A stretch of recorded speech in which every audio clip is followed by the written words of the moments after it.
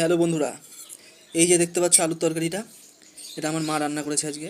কিন্তু এই যে আলুটা দেখতে পাচ্ছ, এই আলু আমার শ্বশুরবাড়ি থেকে আনা আলু। আমাদের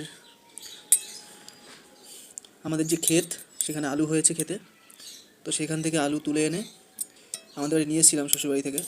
সেই আলু খাচ্ছি, খেয়ে তোমাদের বলছি কীরকম টেস্ট। বন্ধুরা, আলুটা অসাধারণ, একদম পুরো পাকা আলু বলতে পারো।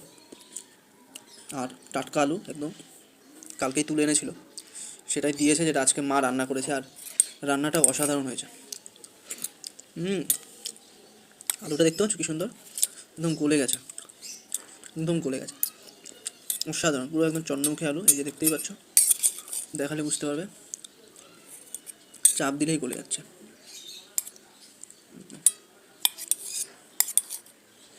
থ্যাংক ইউ সো মাচ, দেখা হবে পরে।